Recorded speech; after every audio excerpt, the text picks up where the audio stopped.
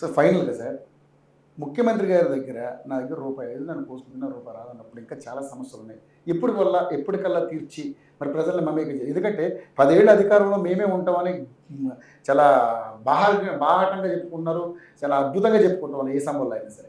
మరి ఆ రకమైనటువంటి పరిస్థితులు ఉన్నాయా? ఎందుకంటే రూపాయి లేదు నా దగ్గర, అప్పు కూడా పుడతలేదని చెప్పి సాక్షాత్తు ముఖ్యమంత్రి రేవంత్ రెడ్డి గారే చెప్పారు. దీని ఏం చెప్తారు? అంటే వాస్తవ పరిస్థితిని, ఆ, రాష్ట్ర ఆర్థిక పరిస్థితిని వాస్తవ పరిస్థితిలో అంటే చెప్పడానికి దాయడానికి ఏం లేదు. దాయడానికి ఏం, ఎందుకంటే దిస్ ఇస్ ట్రాన్స్పరెన్సీ గవర్నమెంట్. ఉమ్, ఈ ప్రభుత్వం పేరే ప్రజా ప్రభుత్వం.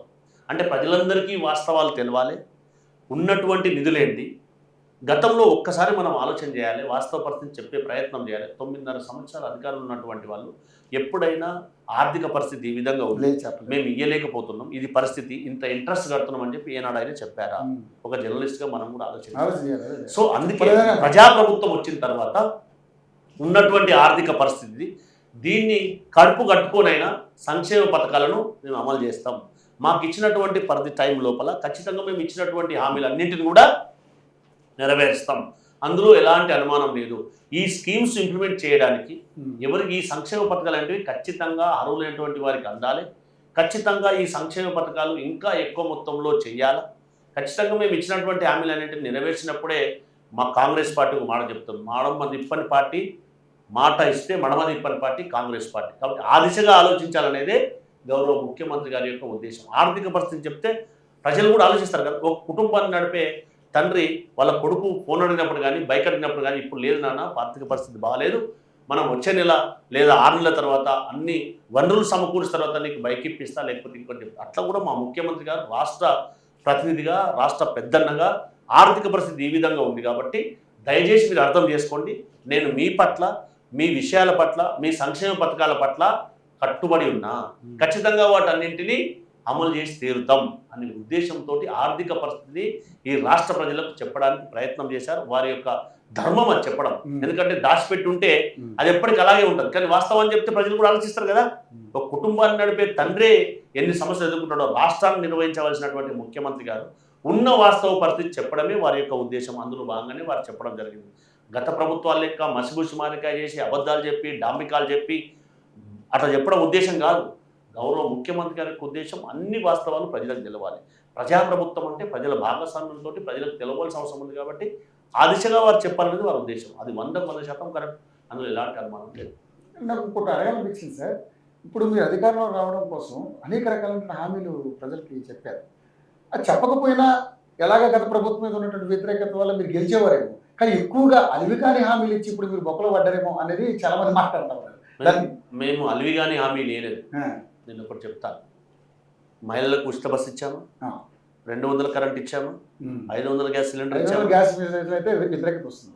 ఇచ్చామా లేదా? ఎంతమందికి? కొంతమంది.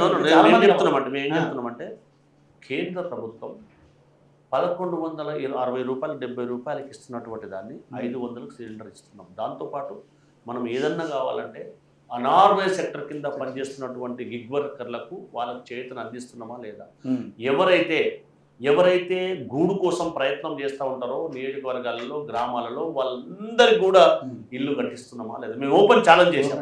Open challenge Hyderabad 100% నెరవేరుస్తాం. దానికి సంక్షేమ పథకాన్ని అమలు చేయడంలో ప్రభుత్వ భూమి, ప్రభుత్వం అంటే ఎవరు? ప్రజలకు ఇవ్వడం తప్పు కాదుగా. ప్రభుత్వ భూమిని వారికి కేటాయించి అక్కడ ఇల్లు కట్టించి వారి గూడును కల్పించాలి. జిహెచ్ఎంసీ పరిధులు అనేది 1,00,000 ఇళ్లను కట్టాలనేది గౌరవ ముఖ్యమంత్రి గారు, గౌరవ గృహ నిర్మాణ శాఖ మంత్రి పొంగులేటి శ్రీనివాసరెడ్డి గారి యొక్క లక్ష్యం. ఆ దిశగానే ఆలోచన చేస్తాం. మేము అలివిగాని హామీలు ఇవ్వలేదు, సాధ్యమయ్యే హామీలు ఇచ్చినాం. మేము 90% నెరవేర్చాం. 100% సాధ్యమైంది. ఏ విధంగా ఏమంటున్నామంటే మేము ఇవ్వవలసింది 2,500 తులం బంగారం మాత్రమే.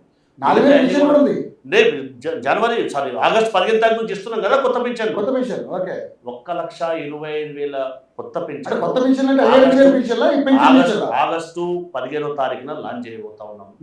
అది ఆర్థిక పరిస్థితిని చక్కదిద్దుకుంటూ వెల్ఫేర్ స్కీమ్స్ ఇంప్లిమెంట్ చేయడమే ప్రజాప్రభుత్వం యొక్క ఉద్దేశం. అభివృద్ధి, సంక్షేమం అనేటివి 2 కళ లాంటివి. దాంతోపాటు మహిళలను కోటీశ్వరులు చేస్తున్నటువంటి ఘనత ఇచ్చినటువంటి హామీకి కాంగ్రెస్ పార్టీయా కాదా? ఎక్కడ అలివి కానీ హామీలు అయితే దాంతోపాటుగా ఎక్కడైతే వాళ్ళు ఎప్పుడు కూడా సరే పచ్చ కమలకు లోకమంతా పచ్చ కనిపిస్తుంది సార్.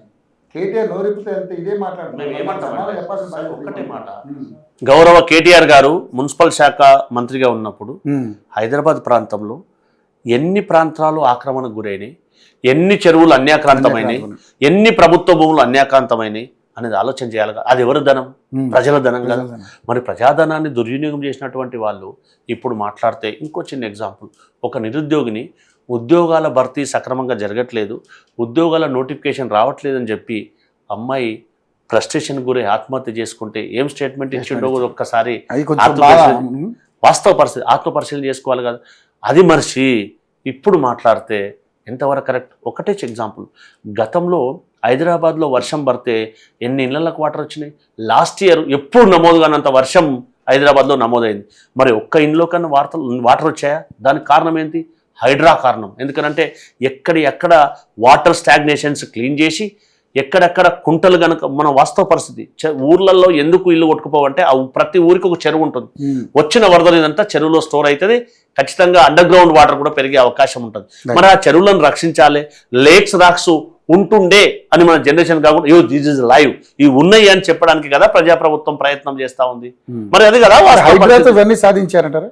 పక్కాగా మీరు ఒక్కసారి అంటే పెద్దవాళ్ళని కొట్టకుండా చిన్న వాళ్ళ జోలికి వెళ్ళారు. ఇప్పటివరకు పల్లం రాజు గారు కేంద్ర మాజీ మంత్రి, వాళ్ళ తమ్ముడు అనంత్ గారి ఇల్లు కూలగొట్టాం.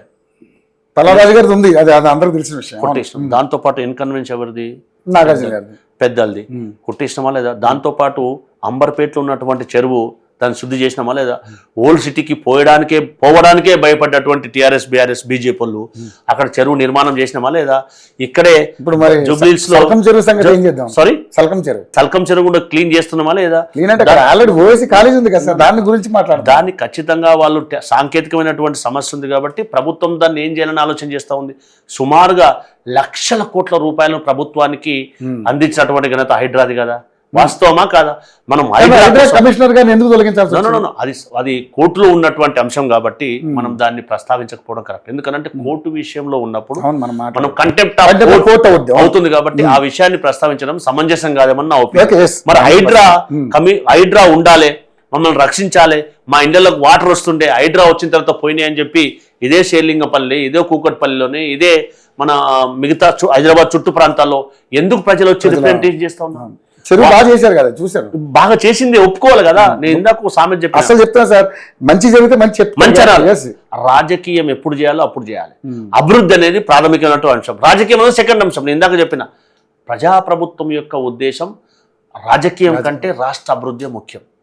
గతంలో హైడ్రాను అందరూ వ్యతిరేకించారు చాలా, కానీ వచ్చినటువంటి మార్పుల వల్ల, వచ్చినటువంటి ఫలితాల వల్ల ప్రజాధనం కదా. అదేదో ఇండివిజువల్గా మా రేవంత్ అన్న ఇంటి కోయేటి కావు కదా, లేకపోతే మా మహేష్ అన్న ఇంటి కోయేటి కాదు, మా బట్టన్ ఇంటి కోయేటి కావు కదా.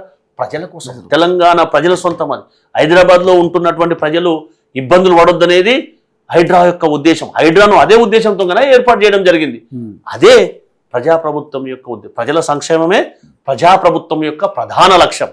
అంతే తప్పితే ఈ టాటా చప్పులకు భయపడే పార్టీ కాదు, టాటా చప్పులకు భయపడే ప్రభుత్వం ఈ ప్రజాప్రభుత్వం కాదు. కానీ దురదృష్టం ఏంటంటే ఈ తెలంగాణ రాష్ట్రంలో ఉన్నటువంటి ఎవరైతే ప్రతిపక్ష నాయకులు ఉన్నారో వారి 70,000 పుస్తకాల అనుభవాన్ని ఈ సమాజానికి చెప్పరు. సమాజ నిర్మాణం కోసం వారి సూచన సలహాలు ఇయ్యరు, బయటికి రారు, మాట్లాడరు. అయినా ఎవరెవరు వచ్చి ఇదేదో మాట్లాడతారు. సమాజం చాలా అవేర్డ్ పీపుల్ కదా, అన్ని తెలిసినటువంటి వాళ్ళు అన్ని గ్రహిస్తారు. అది వాస్తవ పరిస్థితి అనేది ఆలోచించారు. ప్రజాప్రభుత్వం ఖచ్చితంగా ఇచ్చినటువంటి హామీలను అన్ని అమలు చేస్తుంది. అల్విగాని హామీలు ఇచ్చి బొక్కబోర్ల పడ్డది బీఆర్ఎస్ వాళ్ళు.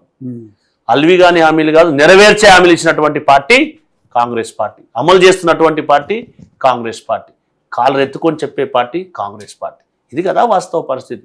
ఇవన్నీ చెప్తున్నటువంటి మాటలు అవాస్తవమా? మనం ఎక్కడికన్నా మీ ద్వారానే వెళ్దాం, వాస్తవమా కాదా? మనం ఇప్పుడు వెళ్ళాల్సిన పర్లేదు, మీరు ఇప్పుడు జనాల్లోకి వెళ్తారు కాబట్టి మీకు కూడా తెలుసు. 100% చెప్తా ఉన్నాం, 100% చెప్తా ఉన్నాం. ఖచ్చితంగా అన్ని హామీల 90% నెరవేర్చిన పార్టీ కాంగ్రెస్ పార్టీ, తెలంగాణ రాష్ట్రంలో ప్రజాప్రభుత్వం. ఇందులో ఎలాంటి అనుమానం లేదు. ఓకే, సో మేము కూడా కోరుకుంటున్నాం ఒక విద్యావేత్తగా, ఎందుకంటే మంచి సామాజిక స్పృహ ఉన్నటువంటి మా గౌరీ సతీష్ అన్న గారు తప్పకుండా ఒక మంచి గ్రాడ్యుయేషన్ ఎమ్మెల్సీ అయ్యి మరి ఏదైతే రంగారెడ్డి, అదేవిధంగా మహబూబ్ నగర్, హైదరాబాద్ ఉన్నటువంటి గ్రాడ్యుయేట్స్కే కాకుండా అక్కడ ఉన్న ప్రజలందరూ కూడా మంచి సేవలు అందించాలని మేము కూడా కోరుకుంటున్నాం. అదేవిధంగా మీ విద్యా సంస్థల ద్వారా మంచి మెరుగైన విద్య ప్రజలకు అందించి వాళ్ళకి మంచి ప్లేస్మెంట్స్ కూడా వచ్చేలాగా ప్రయత్నం చేయాలనేది నేను కూడా కోరుకుంటున్నాను. Thank you so much sir. మీరు గెలుపు కోసం మంచిగా కష్టపడండి. ప్రజల అండదండలు, ఆశీర్వాదాలు మీకు తప్పకుండా ఉంటాయి. ఖచ్చితంగా ప్రజల సమస్యలే నా ఎజెండా. ప్రభుత్వానికి ప్రజలకు వారధిగా ఉండాలనేది నా ప్రగాఢమైనటువంటి విశ్వాసం, ఆలోచన. ఆ దిశగానే ముందుకు పోతాం. Thank you. All the best sir. Thank you so much.